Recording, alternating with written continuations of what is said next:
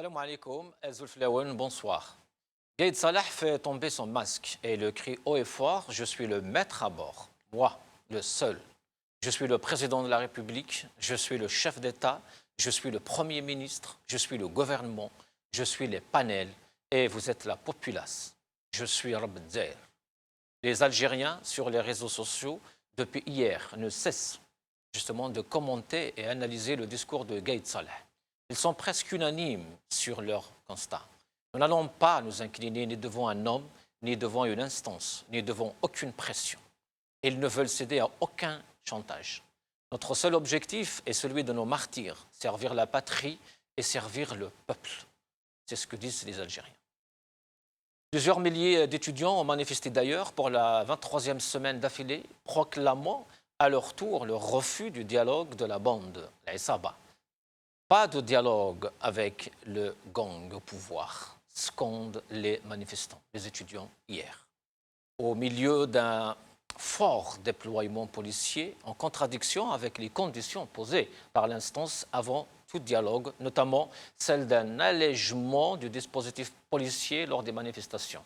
Un état civil pas militaire, Dawla Madaniya Machi Askariya, ont-ils également scandé, en référence à la place centrale occupée par l'armée dans l'appareil de pouvoir depuis l'indépendance et à son chef d'état-major, le général Ahmed Gaïd Salah, devenu le véritable homme fort du pays depuis la démission, depuis le départ de Abdelaziz Bouteflika, bien sûr chassé du pouvoir par le Hirak et cette révolution du sourire, après 20 ans de pouvoir. Le chef de l'État par intérim, Abdelkader Ben Salah, appelé par les Algériens, le président Fontoche, a démis ce mercredi 31 juillet le ministre de la Justice, Slimane Brahimi, de ses fonctions et l'a remplacé par Belkacem Zarmati. Le limogeage d'un ministre et la désignation d'un autre par Abdelkader Ben Salah est, pour rester dans leur langage à eux, un fait anticonstitutionnel. En sa qualité de chef de l'État par intérim, il ne peut ni remanier ni démettre le gouvernement en fonction. L'article 104 de la Constitution algérienne stipule que le gouvernement en fonction au moment de l'empêchement, du décès ou de la démission du président de la République ne peut être démis ou remanié jusqu'à l'entrée en fonction du nouveau président de la République. De plus, le mandat de 90 jours que confère l'article 102 de la Constitution à Abdelkader Ben Salah a expiré le 9 juillet dernier.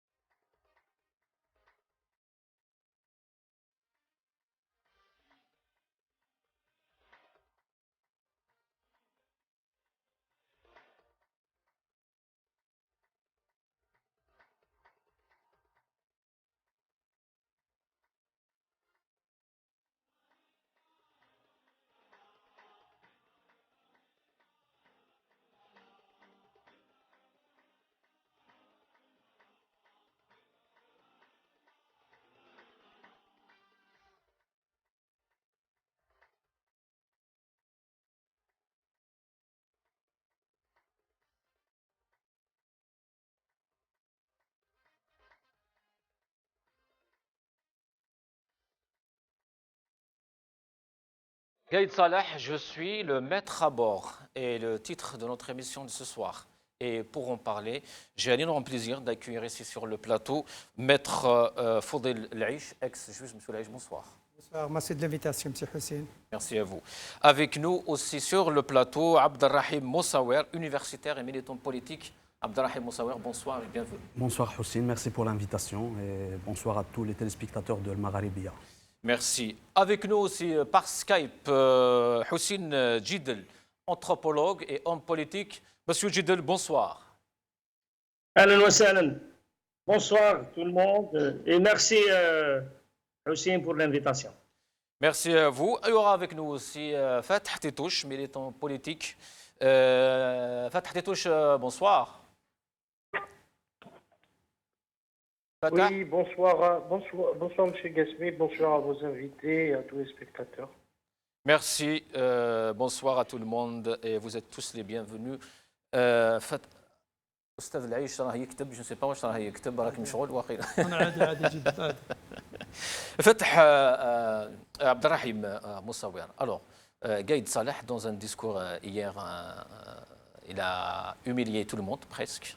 Enfin, c'est ce que les Algériens ont dit aujourd'hui justement dans leurs commentaires. La presse aussi, les observateurs politiques, ont l'impression qu'il s'en prend à tout le monde. Je ne crois pas que Gaïd Salah humilie tout le monde, puisque là, ce qu'il a fait hier, c'est d'avoir humilié la face civile du pouvoir algérien. Parce que le pouvoir algérien, comme on le sait, c'est un pouvoir à essence militaire, militaro-policière. Et hier, avec tout ce qui s'est passé récemment en termes de tentatives de dialogue, le panel de Karim Younes, les discours de Ben Salah, qui a demandé à ce qu'il y ait un dialogue national pour une sortie de crise. Nous avons un chef d'état-major qui intervient et qui dit je suis le maître à bord, il n'y aura pas de préalable pour un dialogue. Le plus important, c'est d'aller dans une présidentielle pour sauver sa peau. Donc là, nous avons une caste militaire du pouvoir réel en Algérie qui humilie la face civile du pouvoir. Et il humilie aussi les membres du panel, Exactement, qui eux ne sont pas du pouvoir. Ils sont du pouvoir pour certains. Quand vous prenez pour par certains. exemple Karim Younes. Mais c'est pas ce qu'ils disent, en tout cas, du moins officiellement. Ils disent que ces gens-là, ils sont représentatifs, ils viennent de la population, ils viennent de c'est leur idée à eux. Ils disent qu'on est les représentants du Hirak, qu'on va parler à son nom et tout.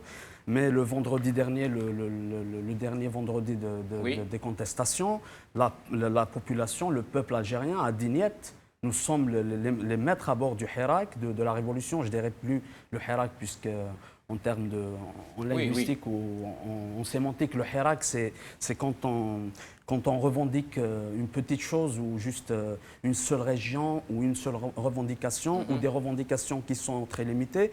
Donc, par contre, dans la révolution, en Algérie, le peuple est sorti le vendredi dernier en disant on n'a pas besoin d'un dialogue miné. Jumu'a Mufakhakha ou encore Hiwar Mufakhakh. C'est ce qu'ils pensent, eux, c'est-à-dire les membres de ce panel qui veulent à tout prix parler au nom du peuple, mettre soit, on ne sait pas si c'est mettre en place une feuille de route ou répondre à une feuille de route du pouvoir qui est déjà préétablie. C'est entre autres alors ce que voulait dire Gaïd Salah aussi. En tout cas, vous ne représentez personne. Vous êtes qui? Par contre, Gaïd Salah, il a une réflexion militaire. Oui. C'est-à-dire, quand on est militaire, notamment la caste qui gouverne, qui a pris le pouvoir depuis 1962, soit vous êtes avec moi, soit vous êtes contre moi. Donc, en politique militaire, c'est la politique on donne des ordres et vous appliquez.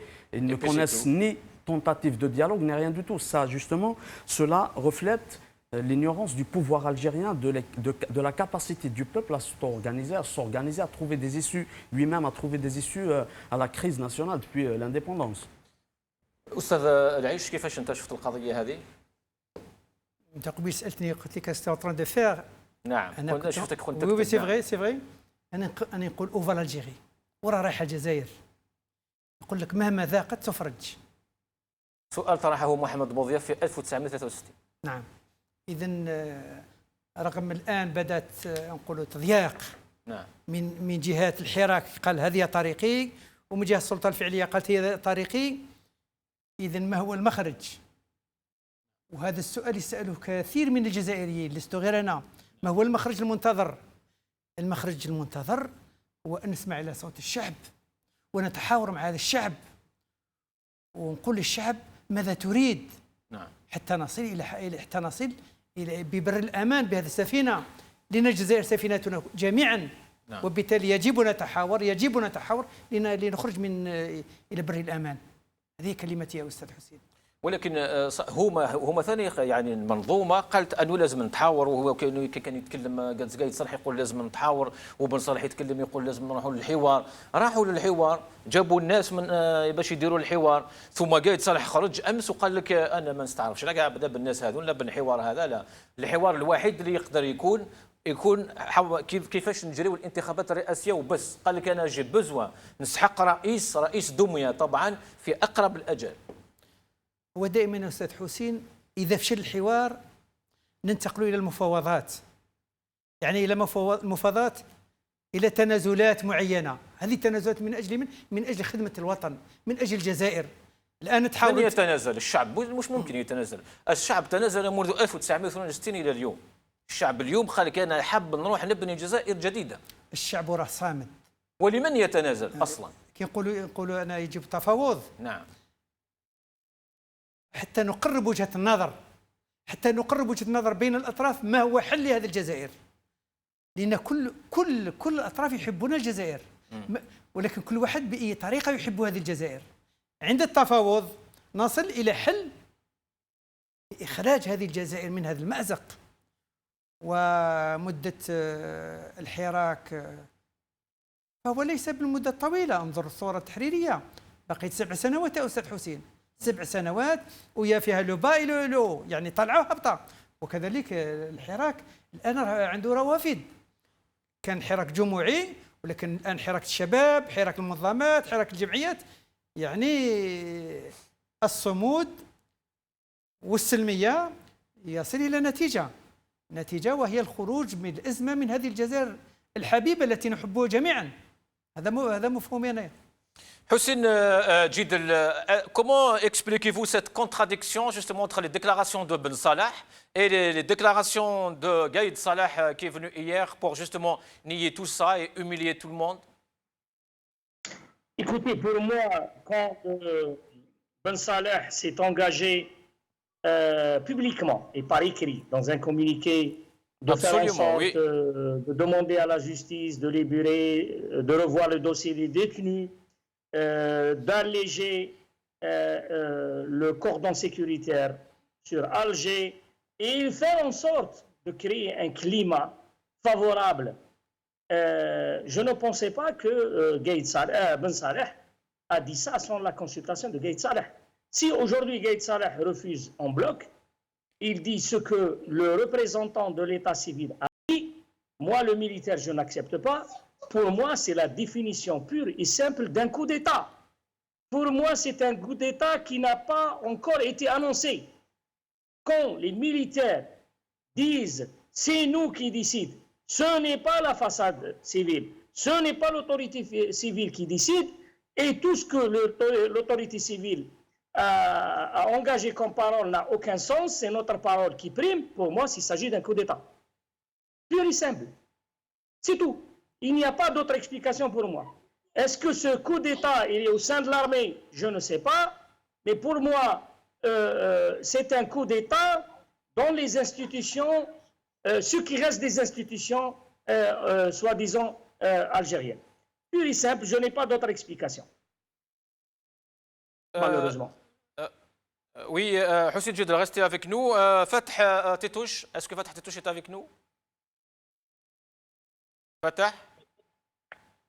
Oui, oui, je suis là. Fatah Tétouche, alors, comment vous avez justement reçu toutes ces déclarations? Je pense que, alors personnellement, ce que je pense, moi, c'est qu'il y a un jeu de rôle, en fait. Il y a le méchant, le rôle du méchant qui est joué par Gaïd Salah et qui, pour le coup, le moins important dans l'échiquier, parce que ce qui compte le plus, c'est le cachet de la présidence. Et on sait tous que la concentration des pouvoirs décisionnels sont dans la présidence. si on veut garder la face et si on veut continuer en fait à gérer le pays comme ils l'ont fait. Et Ben Salah va jouer le gentil pour essayer de capitaliser un peu sur, enfin, avoir un capital sympathie en jouant le rôle de celui qui est le conciliateur, celui qui veut faire avancer les choses, et Gaïd Salah, celui qui protège un peu le pays. Mais voilà, aujourd'hui, je pense que leur stratégie, elle est claire. Les deux sont refusés. Personne n'est dupe. Ben Salah, nous savons tous que ce n'est rien d'autre que le commis de l'état-major, pour pas dire Gaïd Salah. Fatah Titouche et Islam Ben Atiya et Nasser Djabi, ils ont déclaré il y a 3-4 jours dans la presse que l'armée était tout courant de ces préalables, ils étaient d'accord, et que même l'armée aurait envoyé un émissaire justement à ce panel. Alors, et c'est pas ce que nous avons lu dans la déclaration de Gaïd Salah. Donc, que l'armée leur ait dit d'une manière officieuse ou leur ait donné des garanties de manière officieuse, je veux bien. Mais officiellement, ce que nous avons, nous, c'est une déclaration de Gaïd Salah qui rejette tout préalable, qui rejette toute discussion autour des préalables ou de conditions et qui maintient la feuille de route d'une élection présidentielle dans les plus brefs délais, sans sortir de la Constitution. J'aimerais noter aussi que dans le communiqué de la présidence, en fait, pour la nomination du nouveau ministre de la Justice, ils ont insisté sur le fait que pour eux, c'est selon la Constitution qu'ils ont limogé l'ancien ministre. Mais voilà, nous sommes dans un État voyou, il faut le dire. Nous sommes face à un état-major ou quelques généraux qui ont accaparé en fait l'État, qui sont confondus avec l'État et qui ne veulent pas lâcher. Mais je pense que aussi c'est qu'ils n'arrivent pas à trouver. Ils veulent gagner aussi eux aussi un peu de temps parce qu'ils n'arrivent pas à renouveler en fait la façade. Ils ne peuvent pas prendre le pouvoir directement et donc du coup ils mettent tout le monde un peu dans l'impasse. Mais pour moi, je suis assez confiant. Je pense qu'il reste un mois pour la rentrée sociale. Il va y avoir beaucoup de choses. Moi, je commence à entendre déjà à l'organisation, à la planification de plein d'actions à la rentrée sociale. On parle déjà de grève générale, on parle de beaucoup d'actions. Voilà, pour moi, je suis assez confiant quant à la suite des événements et tout ce cirque que veut nous faire, toute cette pièce de théâtre que veut nous faire regarder cette bande de généraux, finalement, ne nous intéresse pas beaucoup. Restez avec nous, Fatah Titouche. On a un graphique justement à visualiser tous ensemble et après on continue.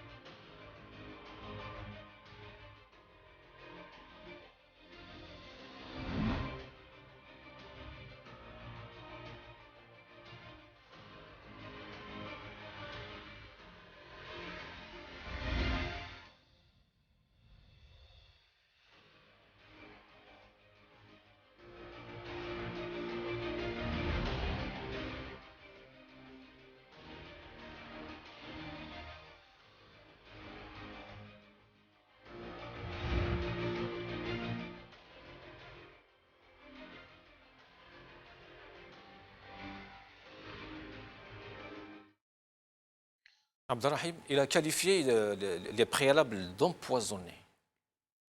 D'empoisonner parce que tout simplement, justement, je voulais revenir sur vos propos tout à l'heure quand vous disiez qu'un groupe de l'état-major avait envoyé des émissaires pour discuter avec les membres du panel. Justement, ça rejoint un peu l'analyse qui a été faite par le Houari Addi, qui disait que au sein même de l'institution militaire ou de l'état-major. Il y a des méchants et des gentils. une aile dure et une aile Oui. douce, si on peut le dire. Oui. Une aile douce qui veut sauver la peau de l'armée, de l'institution militaire, ou sauver l'honneur de cette institution militaire en allant dans une élection libre et indépendante, en mettant en place, en assurant un changement politique et démocratique en Algérie pour sauver l'honneur de l'institution militaire qui a été derrière, dans les années 90, d'ailleurs depuis l'indépendance de l'Algérie, qui a été derrière les coups d'État, les coups de force, des assassinats, des meurtres, des disparitions. Et puis il y a l'aile dure dont fait partie Gaïd Salah, qui ne veut rien savoir, qui ne veut rien entendre, mis à part le fait d'imposer un président béni par la caste militaire, Oui. et un président qui répondrait aux exigences de l'armée qui prend le pouvoir, qui a pris le pouvoir depuis toujours. Et donc, ces préalables qui sont empoisonnés pour lui, bien sûr, pour un militaire qu'il est, quand le peuple dit qu'il faut libérer les détenus, qu'il faut ouvrir le champ médiatique et politique, qu'il faut assurer... C'est justement ce qualificatif, hein, détenu politique, il n'a pas voulu justement détenus comprendre politiques, ça. Il a dit détenus d'opinion, bien sûr. On ne peut pas les qualifier autrement. Une personne qui émet des opinions politiques et le lendemain, elle est emprisonnée, elle ne peut être qu'un détenu politique, un détenu d'opinion. C'est pour cela que, pour lui, ces termes, ça ne colle pas vraiment, avec leur conception de la chose. Détenir quelqu'un, emprisonner des militants, emprisonner des syndicalistes, ne peut être que la nature du système, du pouvoir. أستاذ العيش، القضية هذه مثلا يعني قايد صالح يقول يعني ما يتقبلش حتى أن هؤلاء المسجونين يطلق عليهم اسم سجناء الرأي. يا أستاذ حسين، من الناحية القانونية رئيس الجمهورية هو اللي يدير الإعفاء، أو إلا تكون القضايا مازالت غير محكوم بها غير نهائية. لكن التجربة أعطت لنا ماشي المرة الأولى، لأن يجب أحيانا أن تكون مخارج سياسية لمصلحة البلاد. نقول لك 3 وقائع. الواقعة الأولى صارت ما في 5 أكتوبر 88، أين تم إدخال الشباب للسجون في التحقيق عند الشرطة في الحكم. كاين اللي حاكمين عليهم، كاين عند الشرطة، كاين اللي في التحقيق. وفي الأخير الدولة أخذت موقف وطلقتهم جميعا. نعم. كذلك في 2001 فيما كما يسموها قضية منطقة القبائل، نعم. عندما هجموا على العاصمة وقعت تكسيرات وكذا. في تلك الفترة ثانية تم توقيف عدة شباب. ما هجموش على العاصمة، راحوا مشوا دخلوا العاصمة وقعت نعم. وقعت موقع. نعم. تم إدخالهم في السجون في تلك الفترة. كاين اللي كانوا في التحقيق، كاين اللي كانوا في الشرطة، كاين اللي حكموا عليهم. نعم. كذلك الدولة أخذت موقف، موقف سياسي وقامت بإطلاقهم. الآن إذا لم تكن هناك مخارج قانونية قال ودي هذا تدخل في عمل العدالة، يجوز لنا أن نأتي بمخارج سياسية. نعم. لتهدئة الوضع مثل ما قال. لا، لأن وضعهم في السجن أصلا هو يعني موقف سياسي. أكيد. هي قضية سياسية. إذا هذو شباب عبروا على رأيهم وعلى كذا، مخارج القانونية موجودة مهما كان، والمخارج السياسية موجودة. نذهب إلى مخرج سياسي ونتهنى من هذا الإشكال حتى لا نقول عدم تدخل في العدالة. ولكن جستم في القانون الجزائري في القضاء، كيفاش يعني القضية هذه كيفاش تشوفها أنت؟ القانون الجزائري بالنسبة للقضاء كاين الأحكام الابتدائية والأحكام النهائية. هذوك اللي مازالوا أحكام غير نهائية يوقعوا الاستئناف، عندهم حق يكسروا الشعر كما يقولوا بالدارجة. في الاستئناف يقدروا يطلقوهم. المشكل اللي حاكمين عليهم حكم نهائي. رئيس الجمهورية يمد العفو، يقول لك رئيس الجمهورية في الدستور الحالي هذا رئيس الدولة ما عندوش الحق يمد العفو. فوالا. هذا هو المشكل راه مطروح. ولكن أنا نقول يجب أن يكون مخرج سياسي لتهدئة الأوضاع في هذا البلد لنسير للأمام. هذا المقصود. De ce qu'on peut avoir comme opinion par rapport au panel de dialogue qui a été proposé par Ben Salah et tout, il ne faut pas oublier, même si personnellement je n'y crois pas du tout, parce que il faut qu'il y ait des préalables, il faut qu'il y ait des principes de dialogue et de négociation avant d'aller dans cette aventure entre guillemets. Ben Salah, il a parlé de mesures d'apaisement et ça a été relié par Karim Younes aussi. Oui. Mais le Gaïd Salah, pour lui, les mesures d'apaisement, c'est quoi? C'est justement la libération des détenus, elle en fait partie. Et ce n'est pas normal, ou ce serait contradictoire que quelqu'un qui a alimenté la division, qui alimentait la répression à travers l'identité, à travers des discours nationalistes, accepte une sorte de mesure d'apaisement dans un dialogue. Houssine Djidel, sur ce point. Écoutez, la décision de mettre Bouraga et les jeunes qui ont brandi le drapeau amazigh est une décision purement et simplement politique. Pour la simple raison, quels que soient les chefs d'accusation, pourquoi on les détient, pourquoi on les met en prison? On peut les juger, soi-disant, entre guillemets, en liberté, c'est-à-dire qu'on les mette, par exemple, sous contrôle judiciaire, etc. Mais ce n'est pas la justice qu'on a essayé d'établir parce que nous sommes dans un état de non-droit, c'est une décision politique. Et aujourd'hui, on peut libérer ces gens-là par décision politique.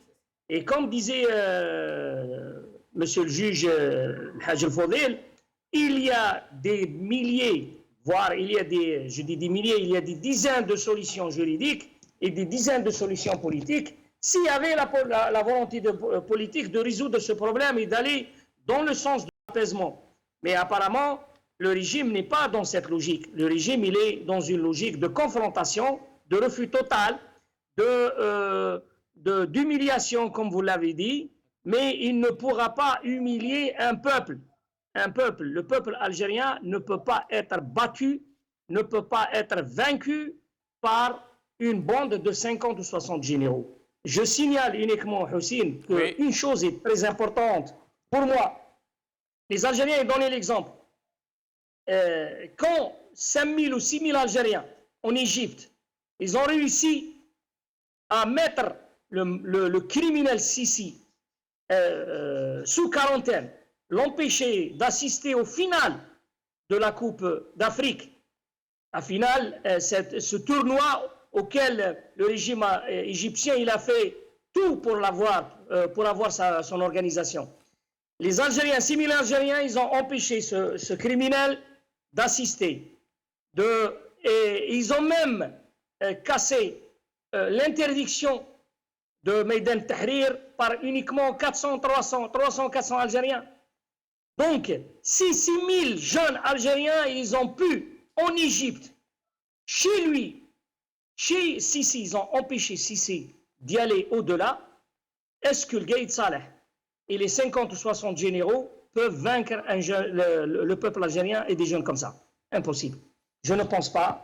Je ne pense pas. Et c'est pour cela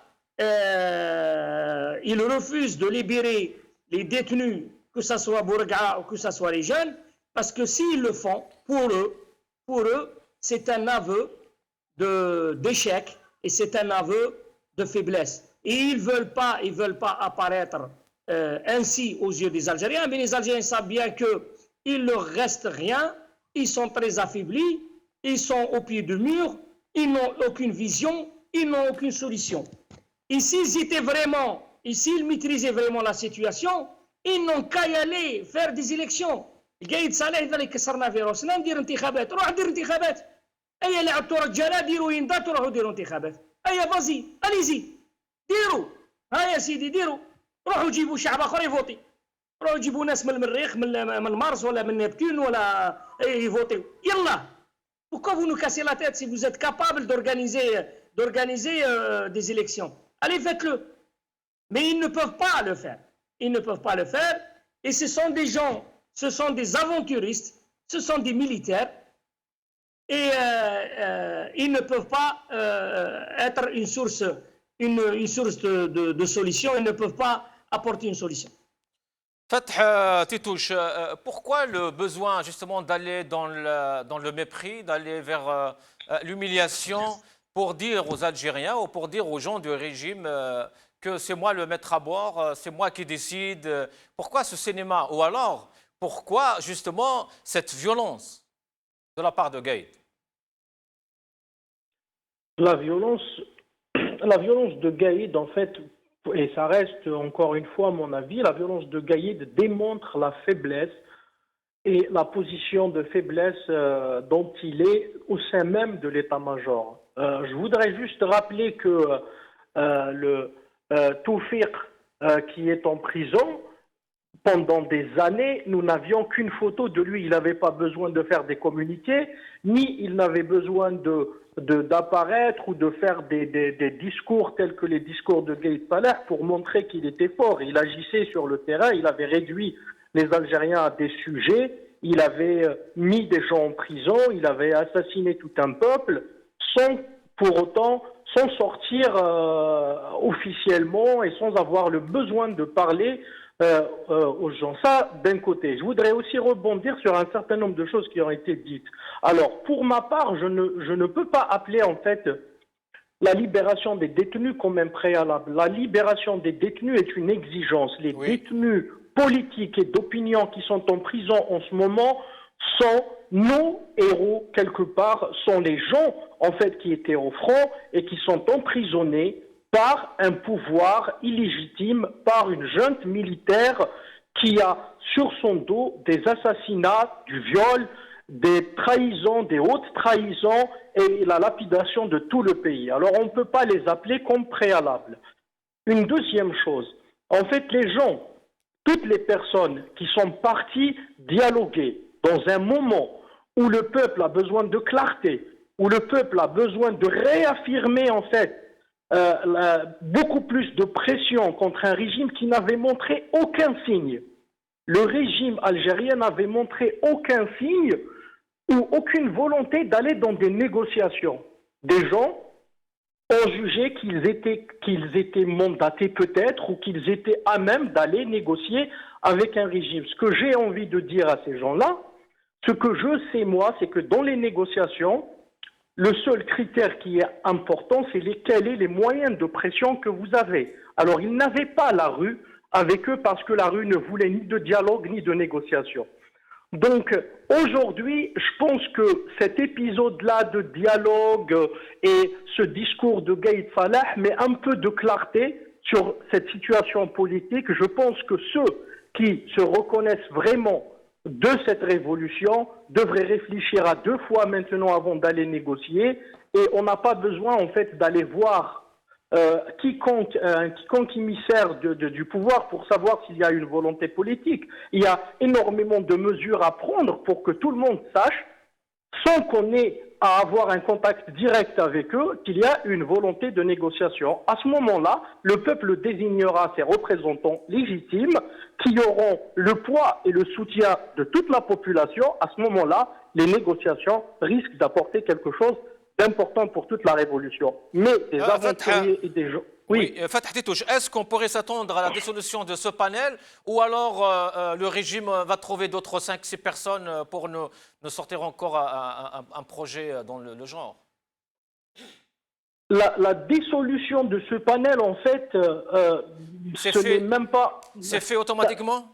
Exactement, mais même avant l'intervention de Gaïd Salah, parce qu'il a été discrédité complètement par deux manifestations, je rappelle, les manifestations d'Alger du vendredi, les manifestations des étudiants qui disaient « La hiwar ma'al isabat ».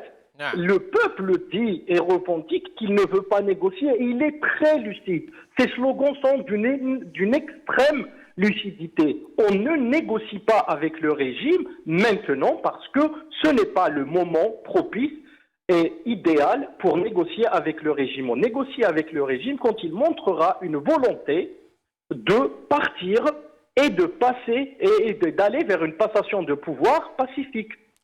Restez avec nous, Fatah Titouche. Le régime donc ne veut pas négocier, il veut juste organiser ses élections et avoir son président Fantouche. Mais avant de continuer, mes amis, on va regarder ce vêtière fait par Warda Boukhari.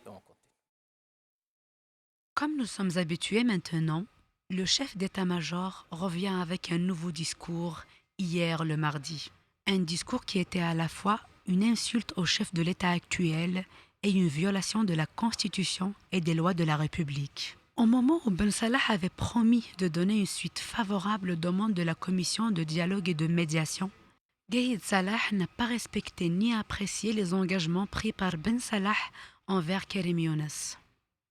Une manière d'humilier ou encore de marginaliser volontairement Ben Salah pour prouver une fois de plus qu'il est le souverain du pays, le seigneur suprême et l'ordre final. En s'autorisant à décider de chacune des demandes de la commission en fonction de son tempérament et de sa définition de l'intérêt national, Gaïd Salah décrit la commission comme étant empoisonnée. Il la bénit avec la même arrogance que celle qu'il a eue à traiter les exigences du mouvement populaire.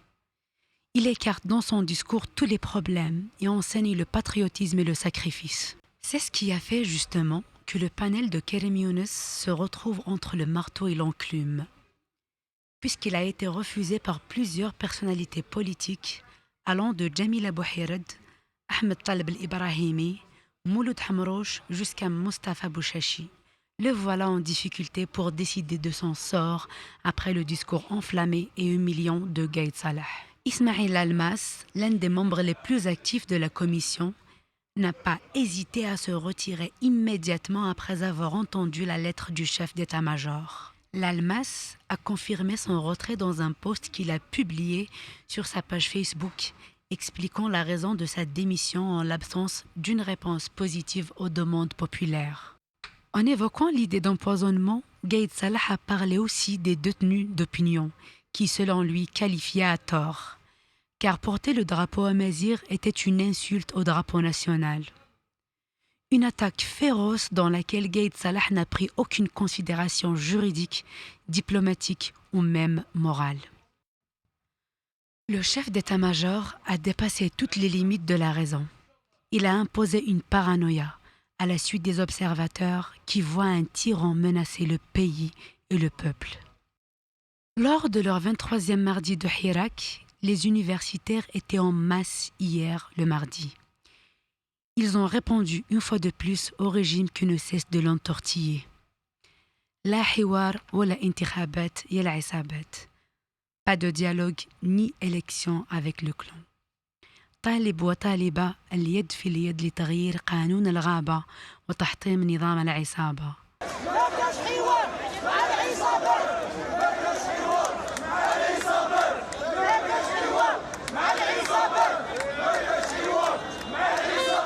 Étudiants main dans la main pour changer la loi de la jungle et briser le système de la mafia. Des slogans de persistance et de persévérance qui confrontent la raison, la sagesse à la tyrannie et la corruption. Aujourd'hui, l'étudiant algérien espère que les bâtisseurs de gloire continueront de contribuer à la fondation de la révolution et à l'établissement d'une nouvelle Algérie.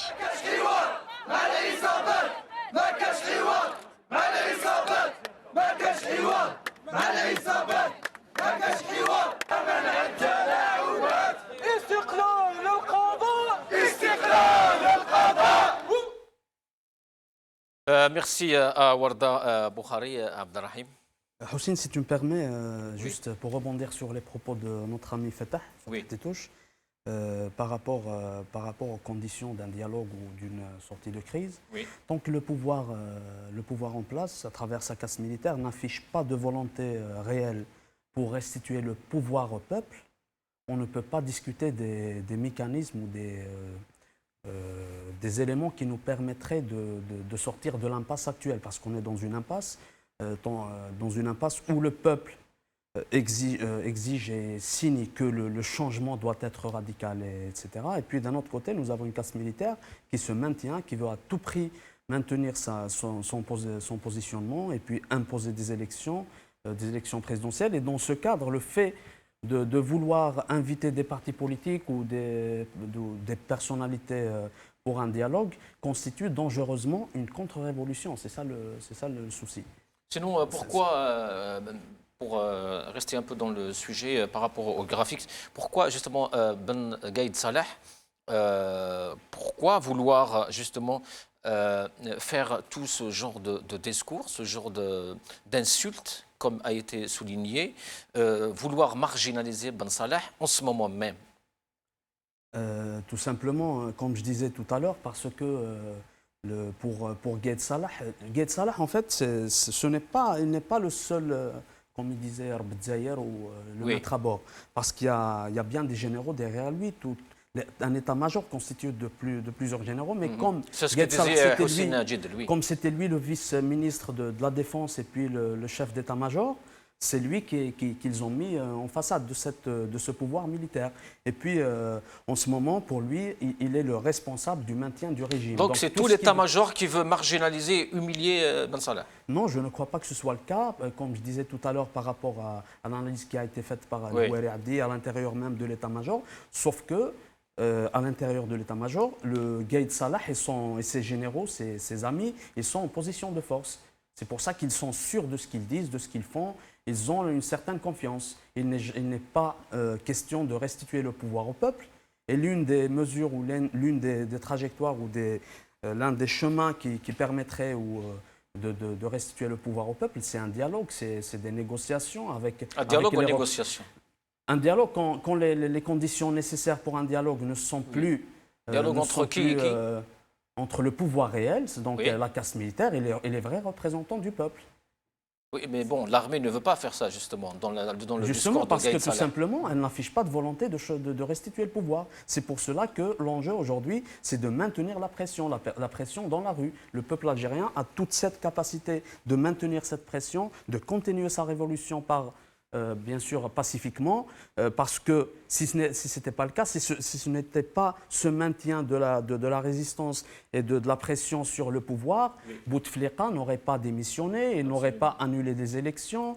Qu'on le veuille ou pas, on a eu un président qui a fait 4 mandats et qui était prêt à passer au 5e.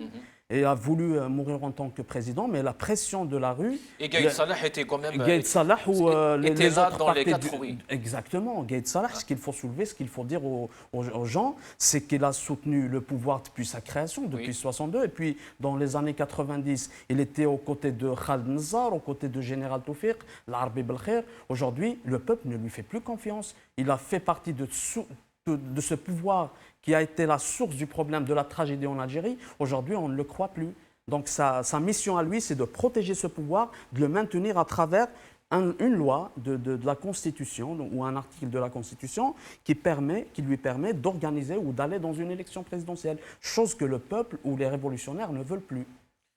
أستاذ الشعب ما حبش يروح للانتخابات الرئاسية وكما قال لك الأستاذ عبد الرحيم ولا الأستاذ حسين جدل أيضا قال لك يا سيدي ولا راكم حبوا ديروا الانتخابات روحوا يديروهم شكون مع من افيك كي شكون رايح ينتخب الشعب يقول لكم احنا حبينا جزائر جديدة انتم الوجوه نتاعكم ما حبيناش نشوفوهم والجيش لازم يولي الثكنة سي حسين لا كريز اللي تري بروفوند باش نكونوا واقعيين. نعم الأزمة غامقة جدا جدا.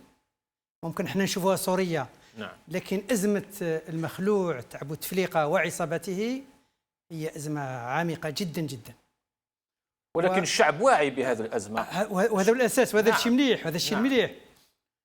إذا قلنا الأزمة عميقة جدا وجذوء متجذرة في عدة جهات حتى في الجيش في جميع القطاعات نعم. بدون استثناء. الآن المحاربة محاربة الفساد بالعمق. نعم. في بوادر حتى واحد ما يقدر يكره، لأن أنت باش تقدر تدخل 2 رؤساء حكومات وجميع أغلب الناس اللي كانوا يسرقوا في البلاد وينبوا في البلاد تلقاهم اليوم في السجون ما صارت حتى في تاريخ دولة. ولكن الشعب الأستاذ يقول هذه حقيقة يراد بها باطل، يعني هذه ورقة سياسوية نتاع النظام حب يربح بها الوقت. وبالتالي الشعب فهو يحرس ثورته، يعني ماهوش راضي بما أعطي له. نعم. أنا معاه. هو حب يشوف كاع العصابة في الحبس أكيد. ولكن il faut faire attention. على هذا اللي كما قال الزميل نرجع للحوار. حتى كل حوارات لها أرضية لازم تكون باز. أرضية الحوار ما كاش لا في دو غوت ما كانتش موجودة. تروح تجيب كريم يونس وتجي وتقول له بدأ تحاور على أساس منو حاور. أطراف الحوار هم الناس اللي في الشارع، كاين ناس اللي متخاصمين راهم في الشارع. أستاذ بس الشارع ما حبش يتحاور، الشارع قال لك حنا نتفاوضوا ونتفاوضوا على نقطة أساسية وهي كيفية رحيل المنظومة. نقطة. إذا الآن المشكل اللي راه مطروح ما هو؟ الآن السلطة الفعلية قالت أنا نروح الانتخابات. نعم. كما قال الصديق المتدخل قال خليهم يروحوا يديروا انتخابات ونشوفهم. أنا حاب نقول حاجة وأنا مسؤول على كلامي. نعم. كما يقولوا نحو هذه الشحنه، نحو هذه الشحنه. نعم. لانها شحنه يا استاذ. لماذا لا نقول كلمه واحده وسهله وبسيطه؟ ان بتي ريفيراندوم، استفتاء بسيط. هل انتم مع انتخابات اما مع مرحله انتقاليه ام مع مجلس تاسيسي؟ ونحلوا الاشكال، البروبليم يتحل يغيزولي. قال نروحوا ننتخبوا على رئيس. ولكن هما امبوسيبل يقبلوا بهذا الحل. قايد صالح كي تسمع الديسكور نتاع البارح نتاع قايد صالح ما فيهش هذه العقلانيه وهذه الوسطيه. يعني هذا المفروض احنا كاع الجزائريين كاع نحبوا الجزائر، كاع هذوما في الشارع راهم حبوا للوطن، هذوما في السلطه كاين اللي فيهم حبهم للوطن. ماشي كل الناس كي نقولوا، ماشي كل الناس، مستحيل. كاين الناس اللي خدمت على الوطن هذا وانظلمت وتواسات وكذا وكذا، وبالتالي لابد ان تهدأ النفوس ويكون حوار فعلي وحقيقي. On va demander à Houssine Djid. Houssine Djid, le professeur Laïch qui est avec nous, donc propose d'aller dans un référendum, demander au peuple algérien, est-ce que vous voulez une période de transition, est-ce que vous voulez des élections, qu'en pensez-vous? Ça reste... سامحني، نظن انني الافضل نتكلم بالعربيه ولا بالدارجه افضل. يعني ما نعتقدش، مع كل احتراماتي للاستاذ فضيل العيش، ما نعتقدش الفكره هذه ممكنه. نعم. اسمع، الشعب الجزائري من 22 فبراير هو يخرج كل جمعه يمد ريفيراندوم. صح. ريفيراندوم ماهوش واحد، عندنا 31 ريفيراندوم اللي يديروا الشعب الجزائري. ريفيراندوم واش هو؟ تخرجوا ونديروا مرحله انتقاليه. ريفيراندوم تروحوا تهزوا قشكم، تروحوا تخرجوا، تروحوا الثكنه تاعكم ونديروا مرحله انتقاليه. فنحن الشعب الجزائري ماهوش يحتاج الى استفتاء. لما يخرج الشعب بالملايين يا سيدي الكريم يعتبر ذلك استفتاء وتسقط كل الدساتير، حتى ولو كان هذا الدستور، هذه القوانين دارها الشعب الجزائري تسقط. لماذا؟ لأن الشعب هو مصدر السيادة. الشعب يعطي السيادة لمن يريد وينزعها ممن يريد وهو في الوقت الذي يريد. إذا كان هذا الدستور هذا اللي داروه السعيد بوتفليقة ويحيى اللي راهم في الحبس واللي داروه وصدق عليه برلمان الحفافات، إذا كان هذا ماهوش دستور الشعب، إذا كان دستور الشعب يسقط إذا خرجت الناس بالملايين، فما بالك بدستور لم يكتبه الشعب؟ إذا ما نحتاجوش احنا. الآن القوة في جانب الشعب الجزائري وموازين القوى في جانب الشعب الجزائري، وعلى القيادة العسكرية أن تخضع إلى الشعب، إما أن تخرج من السلطة الآن في أقرب وقت بطريقة سلمية، وإما فإن الشعب الجزائري سيخرجهم ليس إلى مزبلة التاريخ، يخرجهم من التاريخ سلميا ويدخلوا كل الحبس. وتأكد مليح إذا وصلنا إلى مرحلة عصيان مدني وهي يدرسها الشعب الآن ويطالب بها الكثيرون وإضراب عام، لا أحد يمنع هذه العصابة نتاع القيادة العسكرية ما أن تدخل هي والعائلات نتاعها للسجون، يتحاسبوا كامل، يدخلوا كل السجن. فهمت؟ يدخلوا كامل السجن. الشعب الآن راه الشعب يقول لك حط المفتاح واطلب السماح. إذا وصلنا إلى مرحلة يقول لك أنا ما نقبلش نسامحك، الآن راني نقول لك سامحك، لن نتأخروا في الحل. الشعب يزيد يتصلب في الرأي تاعو. الشعب هو مصدر السيادة، القيادة العسكرية هي اللي تخضع للشعب.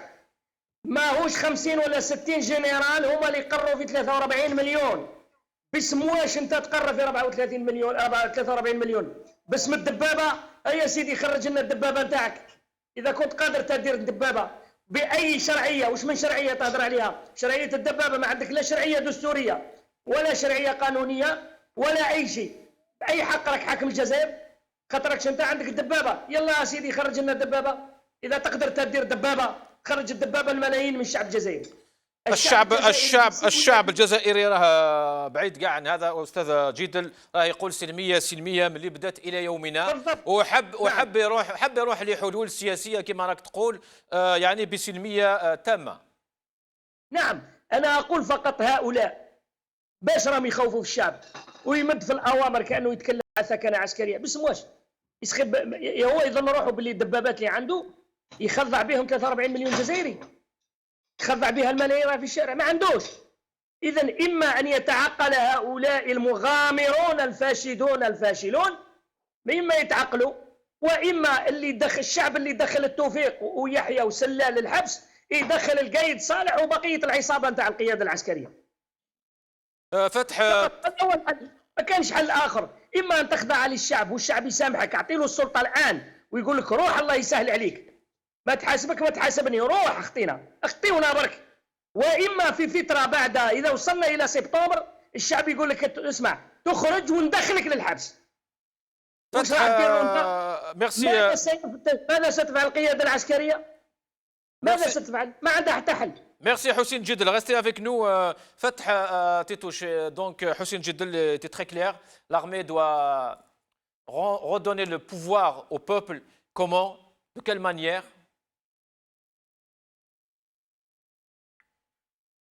La seule manière qui nous est possible en fait et qui est responsable, c'est de maintenir la pression d'une manière pacifique.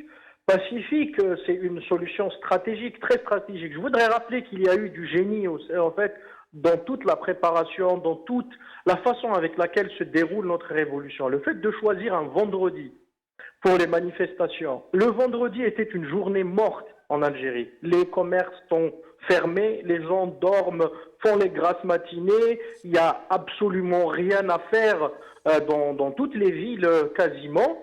Et ce vendredi-là, en fait, ne coûte absolument rien du tout au peuple algérien. Parce qu'il faudra réfléchir. Si, en fait, on va aller dans des, comme on le dit, il faudra qu'on soit sûr qu'on est à l'approche de l'aboutissement. Parce qu'une révolution qu'on voit s'installer dans le temps, et c'est mon analyse à moi, je pense que ce pouvoir-là essaye de griller à peu près toutes ses cartes. Et donc, du coup, il faudra être responsable. Donc, maintenir le cap du vendredi parce que ça ne coûte absolument rien au peuple. Attendre la rentrée sociale. Oui. Moi, personnellement, je vois une grève générale à la rentrée sociale. Ça serait un marqueur plein et aussi une relance de la révolution dans sa massivité qui était au début du mouvement populaire. Mais, d'un autre côté, je pense qu'il y a, pour moi, quand, par exemple, votre invité parlait d'être réaliste et de regarder la complexité de la situation. Oui, la situation, elle est complexe, mais elle est complexe du point de vue du régime parce qu'ils n'ont plus de façade civile. Ils n'ont plus de personnel politique capable de les représenter. Ils ont absolument presque même pas de quoi faire un gouvernement. Ça, c'est d'un côté. De l'autre côté, de notre côté, oui, il y a un problème de représentation aujourd'hui. Il y a une nécessité absolue du renouvellement du personnel politique de l'opposition. Ce renouvellement politique peut aussi être carrément une feuille de route. Personnellement, si on doit y aller dans des élections, si le compromis serait d'aller dans une élection, ça serait une élection législative. Ça serait remplacer le Parlement actuel par un Parlement de représentants du peuple parce qu'on a besoin aujourd'hui d'une force politique qui capitalise toute cette énergie qui est dans la rue. On a besoin de voir aussi quels sont les équilibres de forces politiques dans le pays, quelle est la cartographie des forces politiques dans le pays. Je pense que oui, mais c'est confié, Fatah, c'est confier l'organisation des élections à cette administration, à ce gouvernement, à ce pouvoir?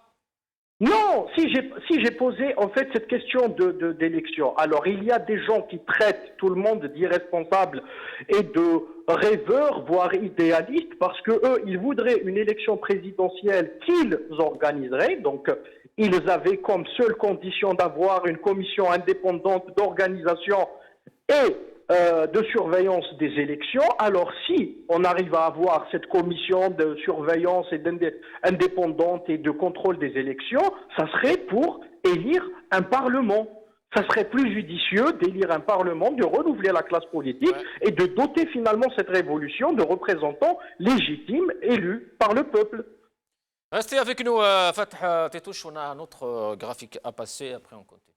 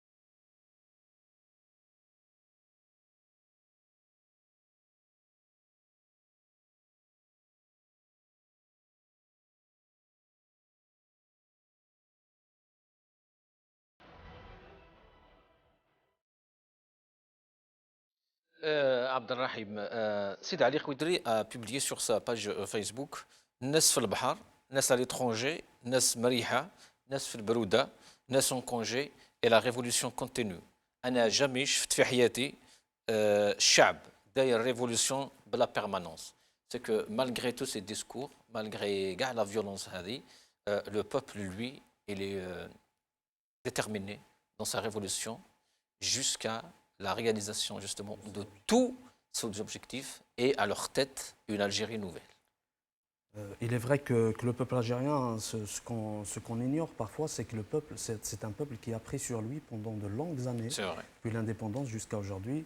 Il a vécu la dictature de Boumediene, de Boubella, de Chadli, ensuite l'arrêt du processus électoral en 92, quels que soient les résultats qu'il y a eu à cette époque-là. Mais je crois qu'à un moment donné, quand on s'inscrit dans un processus démocratique, il faut le respecter jusqu'au bout. Et puis, il y a eu la décennie noire et puis les 20 ans sous le règne de Bouteflika. Donc c'est un peuple qui a souffert, c'est un peuple qui a vécu des atrocités durant tout. On a aujourd'hui, parmi les révolutionnaires ou tout simplement le peuple qui sort dans les rues, il y a des jeunes qui n'ont jamais voté de leur vie. Il y a des jeunes qui ont connu que Bouteflika comme président. Et puis, dès leur naissance, ils sont déjà dégoûtés des élections parce qu'ils n'ont jamais vu, on ne leur a jamais promis, enfin, les promesses, il y en a toujours, hein, on n'a jamais assuré des élections transparentes et démocratiques. Donc ceux-là on ne peut pas les avoir facilement comme ça en disant on va aller dans une élection présidentielle et tout. Après, cette souffrance, cette résistance qui devient aujourd'hui, elle s'inscrit dans les gènes du peuple algérien qui a résisté à toutes ces épreuves, a fait qu'il a développé une certaine maturité politique, sociale, idéologique, qui nous a permis d'ailleurs, qui nous a permis, bien sûr, une immunité contre toutes les tentatives de récupération, les tentatives genre de discours, justement. Aujourd'hui, il n'y a aucun discours qui pourrait nous amadouer facilement. Pire, c'est que les discours de Gaïd Salah sont devenus l'essence même du Hirak. À chaque fois qu'il parle, en tout cas ce vendredi-là, on verra beaucoup plus de monde que d'habitude. Ça reflète ou ça explique le dialogue qu'il y a entre Gaïd Salah et les Algériens. Lui, il fait son discours le mardi. Ouais. Et puis, il y a les Algériens qui lui répondent tous les vendredis. Donc, il y a un aller-retour, une sorte de correspondance mardi, vendredi. Ouais. Et justement, tout à l'heure, on parlait des préalables pour une sorte de dialogue et tout. Il a évoqué dans son premier discours, il a parlé de l'article 7-8. Oui. Et depuis, on ne l'a jamais entendu parler de ça. Ah, ça y est, parce que tout simplement, le peuple algérien, il a vu que l'article 7-8, c'était quoi? C'était de restituer le pouvoir au peuple. Chose qui ne s'inscrit pas forcément dans la volonté du pouvoir militaire. Dans sa logique à lui, dans sa logique à lui, dans la logique de ceux qui lui écrivent.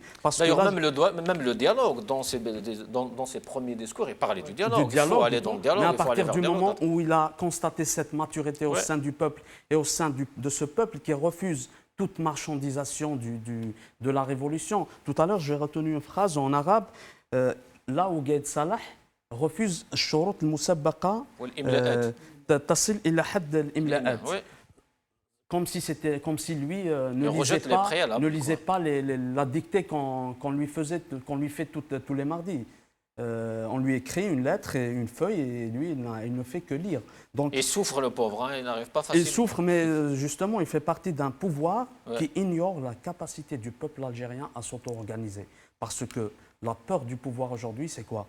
C'est un peuple qui nous a appris que le mot révolution peut se faire sans qu'il y ait effusion d'une goutte de sang. Même pas une bouteille cassée. Est un peuple qui est capable de s'auto-organiser, d'organiser ses propres élections. On n'accepte pas des élections qui sont proposées par un régime. On a un laps de temps de quelques mois. Il est un président dans les plus brefs délais. Les 6 mois ou les 7 mois qu'il propose, je ne crois pas que ça suffise au moins pour enlever les personnes qui sont mortes du fichier électoral. أستاذ لازم نمشيو شوية في الوقت عندنا موضوع آخر وهو قضية إقالة وزير العدالة سليمان براهيمي وتعويضه بزغمتي المعروف البروكورور. يعني الشعب الجزائري الكل قال كيفاش يعني هذه القضية السيد الرئيس هذا رئيس الطرطور كما يسموه لي الجزائريين ما عندوش هذه الصلاحيه، وانت راح تقول لنا يعني. انا نقول لك بكل امانه، الرجل الماده 104 من الدستور، نعم. الرئيس الدوله ما يقدر لا يقيل لا الحكومه ولا اي شيء، الماده راها صريحه. نعم. ولكن بصفتي القانونيه نقول شيء واحد اخر، ما يسمى بالقوه القاهره. انت عندك رئيس حكومه ما تقدرش تخيله. افرض رئيس حكومه مات، هذا اشكال راح يطرح. نعم. افرض رئيس حكومه مات، من الناحيه القانونيه ما نقدرش نخيلوه، والدستور ما قالناش. والماده دي تاع الدستور استاذ حسين تعدلت في 2008 كي جا المخلوع، هو اللي عاود كل ما يدير ماده يدير ديتيكا في الموضوع. هذه الحقيقه. نعم. الان نقولوا القوه القاهره ولا نقولوا، هل فيه قوة قاهرة في الجزائر اليوم أقهر وأكبر من الثورة اللي راه يديرها الشعب الجزائري؟ ما فيش. علاش ما يشوفوش القوة القاهرة هذه تروحوا الباءات، يروح الجوفرنمون، يروح قايد صالح، يروح كل شيء. الشعب هذا واش راه يقول؟ بالنسبة للوزير الحالي اللي عينوه، نعم، وكل هيئة الدفاع نقول 90%، وكل القضاة النزهاء شرفاء، هذا سي غران باركوتي، سي ان تري كومبيتون. هذه نقولها امام الملأ وامام الله، من اكفأ قضاة الجزائر، كان من الاشجر ما يدرش بالعكس. نعطيك سؤال استاذ، يعني اسمح لي أكيد. انت الله يبارك يعني الناس شهدوا لك يعني بالعدل وكلش هل انت تقبل تخدم مع الناس كما هذون الان في هذه المرحله؟ لا مستحيل اطلاقا. هذا راه قبل وراه الناس دخلوا للحبس ظلما، وراه الناس يخرجوا بالحبس ما على باليش كيفاش بالتليفون. انا باش تقول لي يعني هذا استاذ وكبير وكريم، نحن يعني ما نعرفوش، ولكن نطرحوا تساؤل. هذا تساؤل في محله. واش بغيت نقول؟ هذا يا اما جابوه لان هناك ملفات فساد اخرى باطئه مختفيه حبوا يسرعوا هذه الملفات، واما من اجل التسريع او تسهيل الحريات. لست ادري، هذا التاريخ يكشف سي حسين. اكيد نعم، هذه اللي ما نقدرش نحكم. ولكن من حيث التكوين ما كاش شك في تكوين هذا الوزير. ولكن السؤال اللي يطرح ايضا اليوم يا استاذ هو انه هذا رئيس الدوله، ولا عنده الصلاحيات ولا الكوراج باش يعني ولا الشجاعه باش ينحي نائب، يعني باش ينحي وزير؟ كيفاش ما عندوش الشجاعه باش ينحي نائب وزير؟ هي قضيه الطابع السياسي يا استاذ حسين، يعني ما نحتاجك فيها. هذا الطابع السياسي، يعني تمسخروا بنا. السلطه اللي تحكم راهي باينه على كل حال. والان يبقى تعيين وزير العدل الحالي الجديد. سي لو بلان جيريديك، سي لو بلان تكنيك، ما تقدرش تجوز له حاجه، يعني ما مستحيل. لا كومبيتونس تتكلم البارل. الوزير السابق اللي كان هو قاضي حكم. كاين فرق بين قاضي حكم اللي يحكم في الملفات وبين قاضي اللي يجهز لك الملف ويوجدوا لك. هذا هو الفرق اللي قلت. اما ملفات متباطئه بقات في العصابه حبوا يسرعوا بها، واما الاشياء اخرى، فهذا نتركه للتاريخ. انا ما نقدرش نحكم في هذا المجال. استاذ حسين جدل، قضيه الوزير هذا اللي راح وجاء زغماتي على راس وزاره العدل، يعني هذا دليل اخر جديد انه هذه منظومه الفساد هذه ولا العصابات لا تحترم الدستور. يعني منذ متى تحترم الدستور؟ هما خارج الدستور عندهم سنوات وما خارج الدستور كما قال. لا لانهم انا اقول خارج الدستور استاذ باش نتفاهموا، لانه هذا اللونجاج تاعهم، يعني هذا هو الخطاب تاعهم، الدستور ثم الدستور ثم الدستور. هما خارج الدستور، والدول ليست اول مره ليعفسوا فيها الدستور ويدوسون الدستور. الماده 104 واضحه، بن صالح ما عنده حتى صلاحيات، ولكن بن صالح ايضا عنده اقال جنرالات، وليس هو الذي يقيل وليس هو الذي يعين. بن صالح عبد مأمور الذي يقيل ويعين ويرسم سياسه، وقالها لك البارح، قالها لقايد صالح، قال لك هذه كثره بن صالح حكموها عندكم ما عندها حتى معنى. انا هو ربها، انا هو. اذا هو اللي نحى براهمي، هو اللي جاب زغماطي. الان جاب الزغماطي لماذا؟ ولماذا في هذا الوقت؟ لا ندري. مثل ما قال الاستاذ فضيل العيش، الزغماطي مشهور بانه رجل عنده يتقن جيدا الاجراءات وترتيب الملف واقامه يعني لا بريباراسيون، تحضير تاع الملفات القضائيه معروف، بدليل انه هو اللي كان مكلف بقضيه شكيب خليل. شكيب خليل نعم. وغيرها فساد. هل النظام اللي راه يحب قداه المره يقول لنا باللي معركه الفساد معركته هو، وانه من خلال المعركه نتاع ما يسمى بمعركه الفساد يريد ان يعطي لنفسه شرعيه ليرفضها الشعب؟ الشعب يقولوا ما عندك حتى الشرعيه، وهو يقول انا عندي شرعيه اني نحارب الفساد، انا دخلتكم مفسدين. هل جاء بهذا الوزير لان هناك ملفات فساد ثقيله تستدعي ان يكون هناك وزير يعرف جيدا الاجراءات، ولكن ايضا يعرف منظومه الفساد من الداخل، لانه كان نائب عام في السابق، وكان درس ملفات من اصعب الملفات هي ملف سوناتراك وملف شكيب خليل وغيرها. هل جاء به لهذا ام جاء به لان القياده العسكريه راهي رايحه في اجراءات معينه فيما يتعلق بالحريات العامه وفيما يتعلق باجراءات قانونيه اخرى؟ لا ندري، كما قال السيد فضيل العيش الايام هي التي ستكشف. ولكن هذا وش يبين لك؟ يبين لك بانه هؤلاء ليس لهم هم واحد الا هم واحد. الهم تاعهم الوحيد وش هو؟ نجيبوا الناس اللي يخدمونا احنا، وما نحترموا حتى الدستور، وما نسمعوا للشعب، وما يهمناش هذه الماده 4 تنطبق ولا لا تنطبق، او بن صالح موجود وانتهت المده القانونيه نتاع الدستور نتاعهم اللي داروه هما في 9 جويلية، هو مازال يهضر، هو مازال حاضر، هو مازال. إذا القضية بالنسبة للشعب الجزائري مش قضية دستورية، لأن الشعب الجزائري لا يعترف بها الدستور. لم يكتب إلى اليوم، الشعب الجزائري لم يكتب حتى دستور إلى اليوم، من 62 اليوم. الدستور الوحيد اللي كتبوه في 63 حكموا بن بلة، لاحوا في المزبلة، وراح دار واحد آخر في قاعة سينما. فهمني؟ إذا ما كانش دستور لحد الآن. وعلى هذا الأساس هذه دير زغماطي نحي زغماطي، دير الآخر يجيب الآخر، ليست امرا مهما بالنسبه للشعب الجزائري. السلطه الفعليه هما العسكر، اللي خربوا البلاد هما العسكر، اللي جابوا منظومه الفساد ويحميوا في منظومه الفساد هما العسكر. ان الان تهز لي مجموعه تاع فاسدين تحطهم في الحبس، وما تنحيليش الان تاع الفساد اللي هو النظام العسكري الذي تقوده هذه القياده العسكريه، الامر لن يتغير. الشعب الجزائري قال لهم انتم لا تصلحون ولا تصلحون ولا تنصلحون، وما كان حتى حاجه معاكم نديروها معاكم، ما عليكم الا بكل سلميه تهزوا بقطاشكم وتروحوا. ربما اساء الناس فهمي عندما قلت له للجيش منذ قليل، قلت اذا عندهم الدبابه يخرجون الدبابه، انا لا ادعو الى ذلك، ولكن اقول بانهم عاجزون عن اي حل، حتى الحل تاع العنف اللي هو مستحيل ما يقدروش يديروه، وما عندهم حتى حل الا حل واحد، ما كانش حل اخر.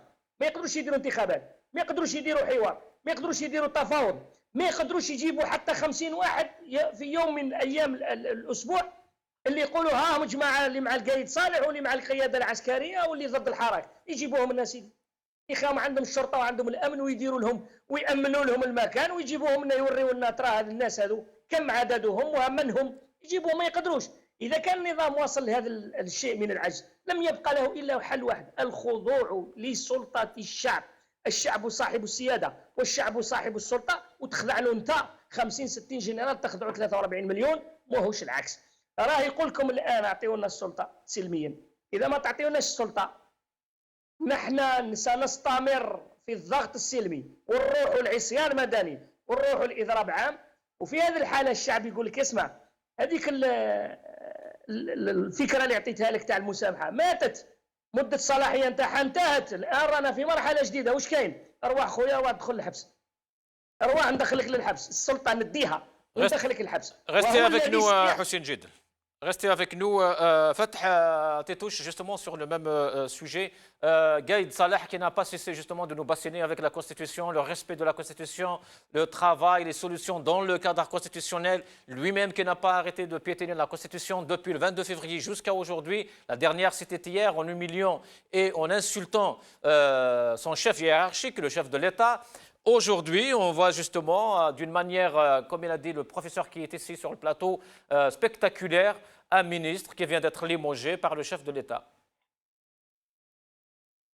C'est comme si en fait, c'est comme si dans un État autoritaire, dans un État de dictature totale, ben, le dictateur décide d'écrire une constitution et puis il vous dit que il ne sortira pas de cette constitution. Notre constitution, sans les violations qu'il y a eu sur cette même constitution, ce n'est pas une constitution d'un État de droit. Et tout à l'heure, on parlait de lutter contre la corruption et ça me rappelle, enfin, c'est comme si vous avez une fuite d'eau ou des inondations chez vous et puis qu'est-ce que vous faites? Vous passez votre temps à essayer de sortir l'eau au lieu d'arrêter la fuite et de fermer le robinet. Mais quelle est la source de cette corruption? Qu'est-ce qui a causé? Qu'est-ce qui a fait que des dizaines de responsables et de hauts fonctionnaires ont été trompés dans cette corruption?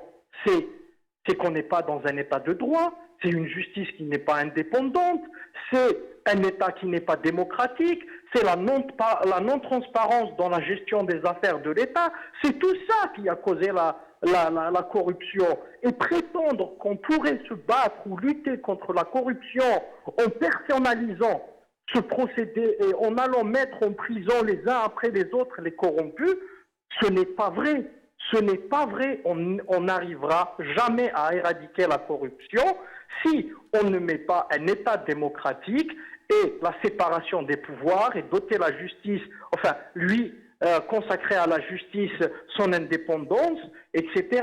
C'est clair, c'est simple, aller vers lutter contre la corruption, c'est militer pour un État démocratique. Et ça, le peuple l'a compris. Quand vous entendez les étudiants vous dire justice indépendante et presse libre, ça veut tout dire.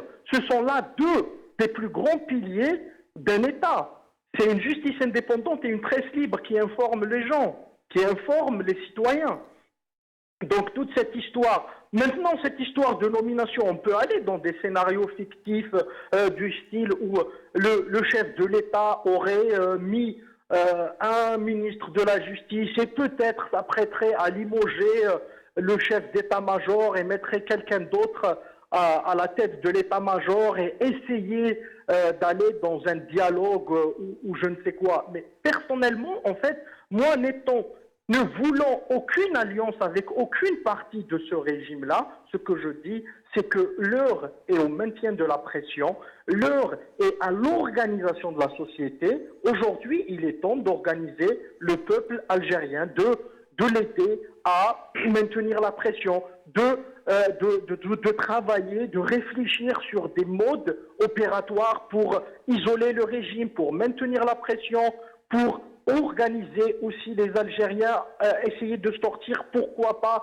des représentants légitimes au sein de la révolution, non pas pour aller dialoguer avec le régime, mais ne serait-ce que pour organiser ces actions qu'on pourrait mener. Tout à l'heure, si Djedel, il parlait de SN Medani. Oui, pourquoi pas, mais la SN Medani doit être extrêmement organisée. On ne peut pas appeler la SN Medani quand on n'a aucune tête, quand on n'a pas une tête dirigeante qui va donner les axes et expliquer comment doit se dérouler la SN Medani. Sinon, ça serait vraiment mettre un coup sur cette révolution. Pareil pour la grève générale. Une grève générale, ça s'organise. On ne peut pas appeler à une grève générale 2 jours avant. Une grève générale, on l'appelle 1 mois avant, on la prépare, on se donne le temps de la préparer, de communiquer autour, de cibler des secteurs qui seraient concernés par la grève et des secteurs qui ne seraient pas concernés, comme les hôpitaux, etc., tout ce qui ne touche pas au régime.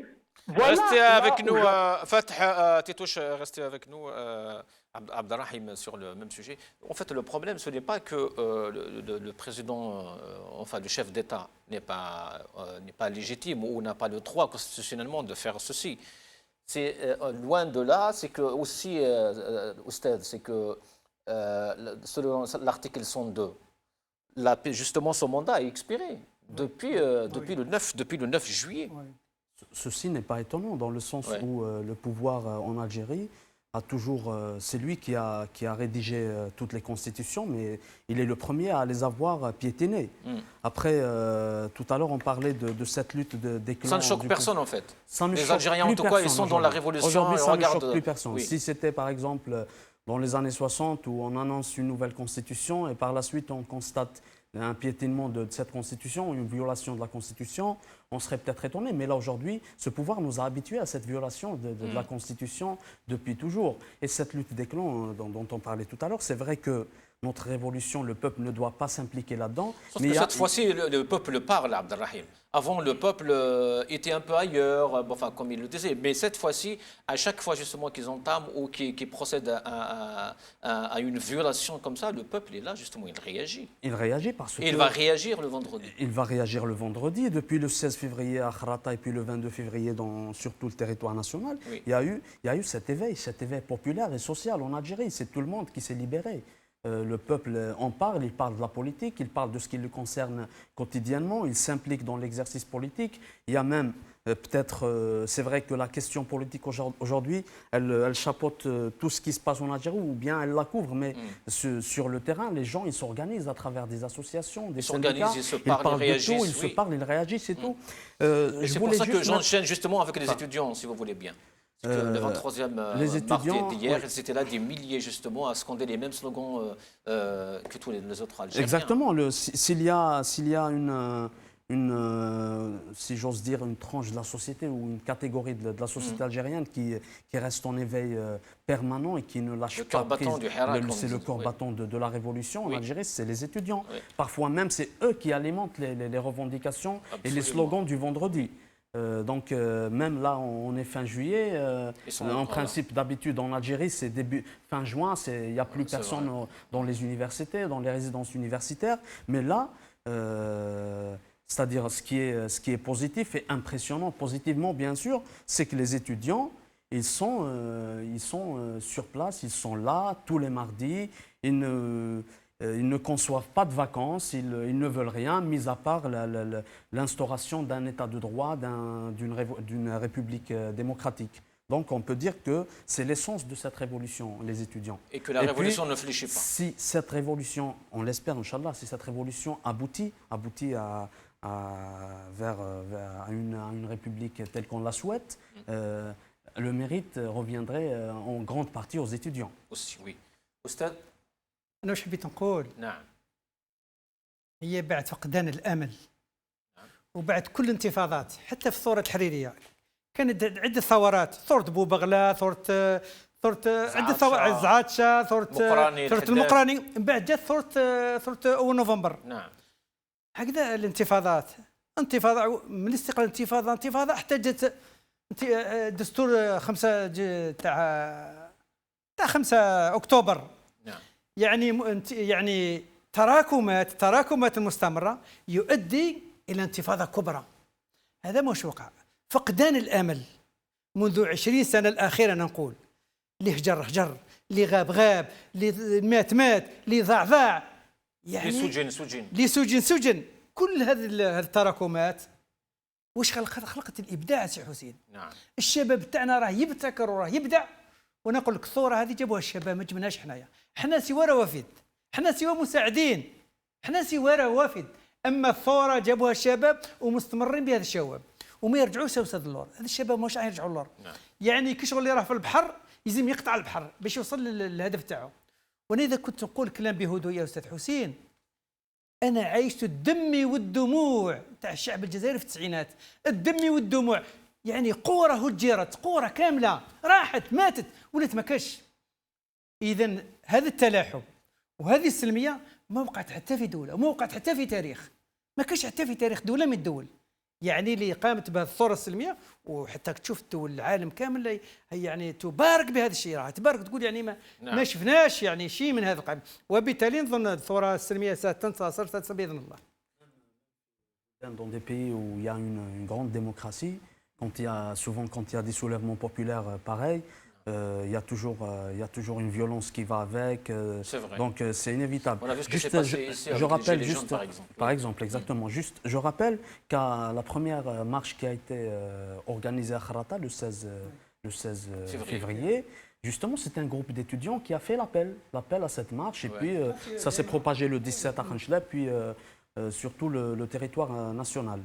Hossein, si tu me permets, je disais Oui. tout à l'heure, on parlait de la guerre des clans du pouvoir. Justement, même si ça ne nous concerne pas, الشعب ولا la révolution هذه ما لازمش تدخل. Elle ne doit الشعب راه pas. يستنى الجمعه سيتو. يستنى الشعب يقول لك ce qui nous concerne, Ouais. c'est le changement radical, le changement pacifique. Même si la guerre des clans, on peut même mener une petite étude, une petite analyse là-dessus. C'est que quand il y a eu le Hirak, le début de la révolution, le 16 et le 22 et tout, le pouvoir, il ne s'y attendait pas. Il ne s'y attendait pas. Ah oui. Et puis, il y a eu une certaine tentative de destituer Gaïd Salah de son poste. Oui. C'est pour cela qu'aujourd'hui, ce qu'il fait, ce qu'il est en train de faire, c'est une sorte de vengeance. Il oui. se venge de tout ce qui lui a, tout ce qui avait essayé de le destituer. Et la nomination du juge Zarmati, Oui. ça s'inscrit dans ce sens, puisque c'est lui qui avait soulevé le dossier de Chekib Khalil. C'est une façon de discréditer le clan Bouteflika. Possible, oui. Merci à vous tous. Merci à Abdelrahim Moussaouer. Merci Fodel Laïch. Merci à Fatah Tétouche. Merci à Houssine Jidel. Merci à vous tous et à toutes. Salam alaikum. قيمة ديال هنا. يمشي والحرية يما ولادك متحضرين طالبين ديمقراطية كل ورد زيد الياسمين في مسيرة سلمية التغيير معولين اليوم الشعبي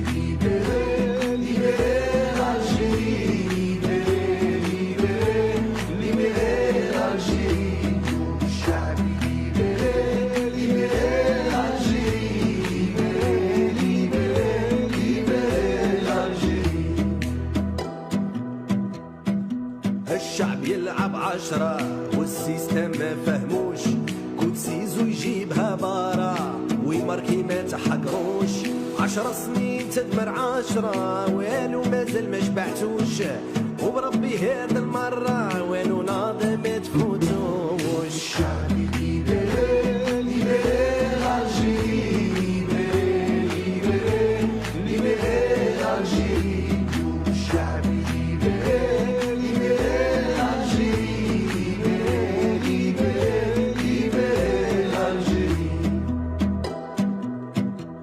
يا بلادي بكاو كدموع ميساج كاع المسؤولين يونا مارك رانا منكم هادو 20 وحنا صابرين يا تزاير قلبي راه معمر يوم نسمع صوتي خلوني نهضر سلمية انا ما جيتش نكسر نقول الحق ما رانيش نخسر